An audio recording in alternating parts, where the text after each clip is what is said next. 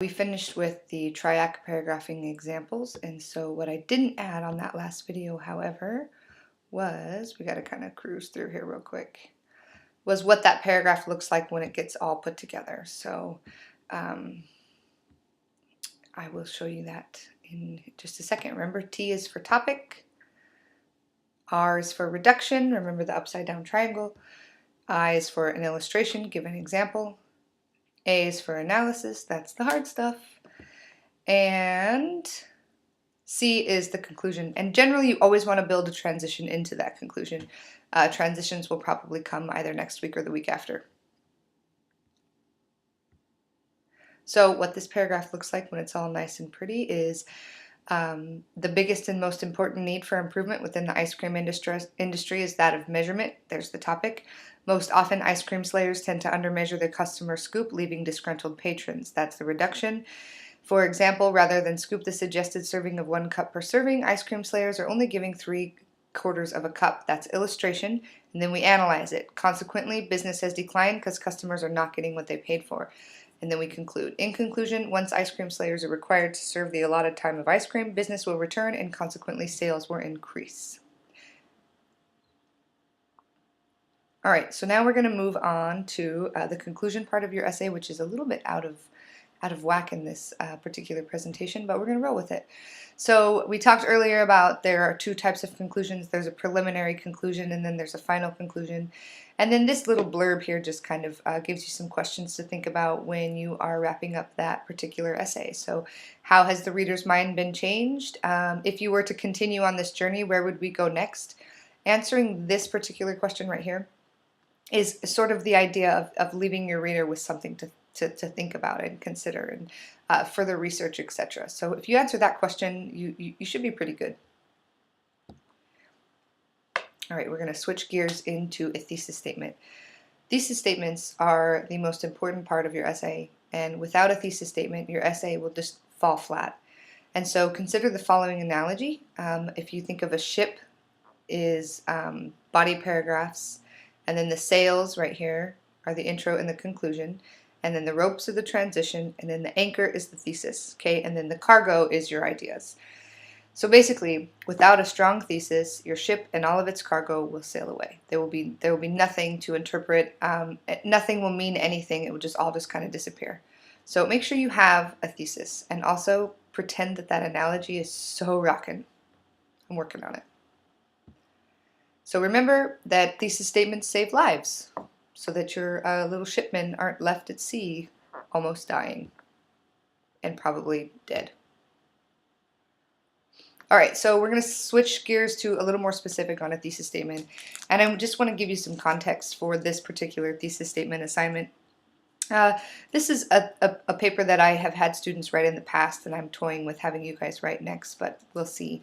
But I just want to give you some context so I can continue with the lecture and you're not totally lost. So students were assigned their argument essay, and it requires you to imagine the end of the world. So you, your families, and your closest friends are chosen to be the only 1,000 survivors, and all of the main, what is it? All of all the necessary jobs have been found and required, and so we have scientists, we have doctors, we have all those things. In addition to being chosen, though, survivors are also asked to submit a letter of recommendation to the Species Survival Selection Committee, pleading for their celebrity of choice to also inhabit the new planet. There's only room for 1 celebrity. So your job as a survivor and a new planet inhabitant is to choose a celebrity, save their life, and bring them to Planet New Life. And your job in this essay is to plead your case. So, as mentioned earlier, the thesis statement is the most important piece of information an author wants the reader to take away from their essay. And there's no wiggle room with these 3 things on your thesis statement, okay? It absolutely has to be arguable, meaning open to disagreement. It has to be relevant, meaning have significant bearing on the matter at hand. It has to have social relevance. And it needs to be revelatory. It has to reveal something, and this means that you have to have a really focused topic. So if you consider the following 3 sentences, you have murder is wrong. Murder is wrong is definitely arguable. It's definitely relevant, but is it revelatory? Meaning, are you revealing anything new when you say murder is wrong? No, you're not. How about there are people in Southeast Idaho who are hungry? Is it arguable? No, it's not arguable. There are people in Southeast Idaho who are hungry. And then the next one is farmers need to figure out an alternate way to irrigate their crops. So is it arguable? Yes. Is it relevant? Yes. Is it revelatory? It could go either way, okay? Because we remember the ladder of abstraction. You have an alternate way sort of kind of at the top of the ladder. And what you want to do is be specific, drop something specific, whatever that way could possibly be, into that chunk, and then bring this phrase down to the bottom of the ladder. So rather than saying farmers need to figure out an alternate way to irrigate crops, you would say farmers need to fund more research in how using Kool-Aid as an irrigant will save money. Anyway, you're being more specific is the point. It would be cool if crops were irrigated with Kool-Aid. So what it kind of looks like is you have your topic, and then your topic does something. Your topic is an active doer. It's an agent. So you have is, and then whatever your viewpoint is, and then you have your reasoning. If you will remember the 5-paragraph essay, essentially what this thesis is setting you up for is that. So here we go. Boise is a nice place to live because it has mild winters, a low cost of living, and a strong economy. So you're going to have the first main idea paragraph would be mild winters, and then you have a low cost of living, and then you have a strong economy. But then you're probably thinking, well, in the last lecture you told us that you don't want a 5-paragraph essay. Hang on, I'll show you how you fix this, okay? Another example here is college students are easy targets for credit card companies because they are desperate for independence, have just enough credit to ruin, and have no understanding of finances.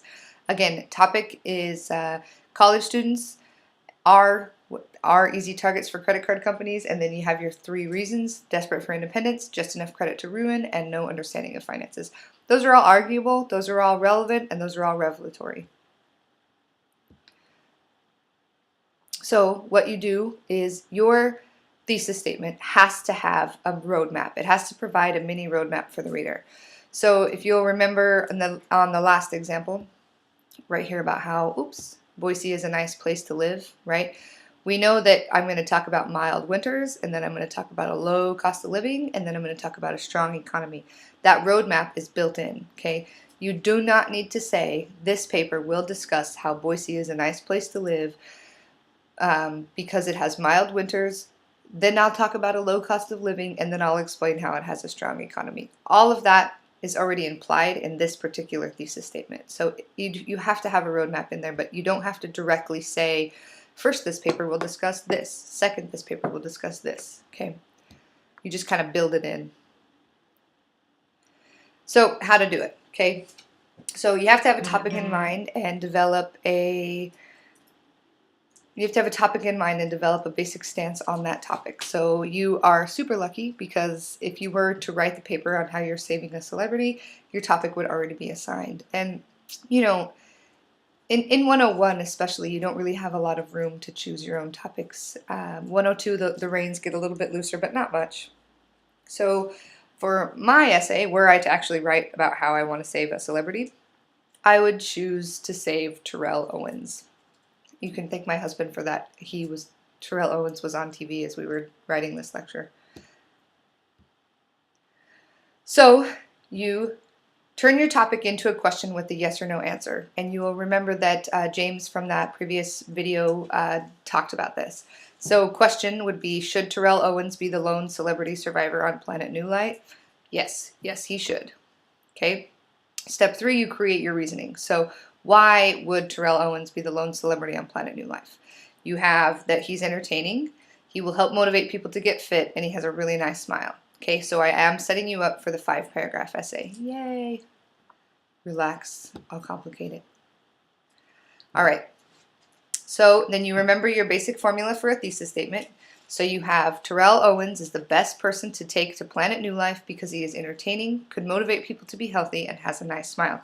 Great, I followed all the rules, okay? It's arguable, for sure. It's relevant because I'm assigned to write about a celebrity going to Planet New Life, and it's revelatory. I'm revealing something new about Terrell Owens, maybe. I don't know. oops, we got to cruise back here for a minute. Okay, so what's missing? Okay, it's arguable, it's relevant, and it provides a roadmap, and it's revelatory. So I would talk about how he's entertaining, how he can motivate people to be healthy, and how he has a nice smile. So far, we're at the bottom 3 tiers of that lower level to higher level thinking. And we are just getting ready to analyze and make things complicated, okay? There's a huge problem with these types of thesis statements. That problem is they're very boring, okay? You need to really, really consider what it is about Terrell Owens that's going to help these people survive. Why would people who have just lost their homes and friends care about Terrell Owens being entertaining, healthy, and having a nice smile?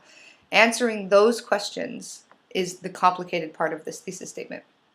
And you really, really, really want to work to create the thesis statement that answers that complicated question, and not just, Terrell Owens is funny, he's healthy, and he has a nice smile. You need to consider the implications of what it is you're saying. And so these people on this new planet have literally lost everything. And so what would someone who is entertaining and healthy and have a nice smile, what would they do to people that are totally traumatized and depressed? Well, being entertaining will humor, like research has shown that humor helps people out of depression. Being healthy, obviously, it moves your endorphins, gets your blood flow going, and it will cheer you up.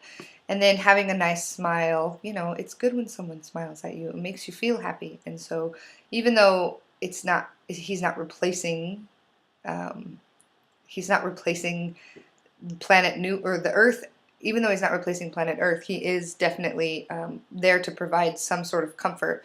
But if you just give me the stock thesis statement that says Terrell Owens is entertaining, he's healthy, and he has a nice smile, that means nothing to me in the context of the situation. So make sure that you really try to complicate those thesis statements and make them a little bit more, complex. So ask, for each of your reasons under why or why not, consider why your reader would care. So what does it matter that TO will bring entertainment? What does it matter that TO will help people be in better shape? And what does it matter that TO has a nice smile?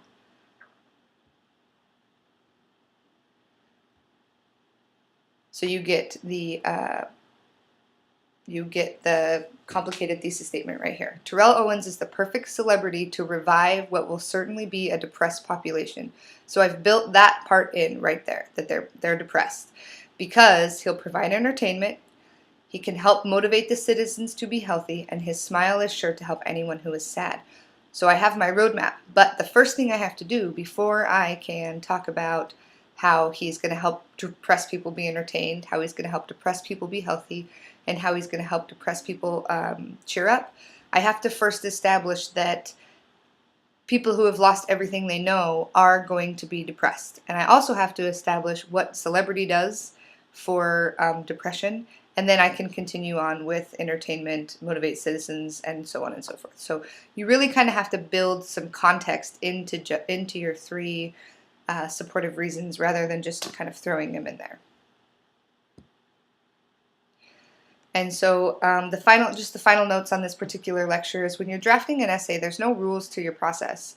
I almost always put my thesis statement last, and same with my introduction, because I never know what I'm going to say it. And then most often the thesis statement is one of the last few sentences of a rough draft. So it's a great way for your instructor to tell that you did not revise is to leave that thesis statement at the end of the essay rather than move it to the beginning. And that takes care of that.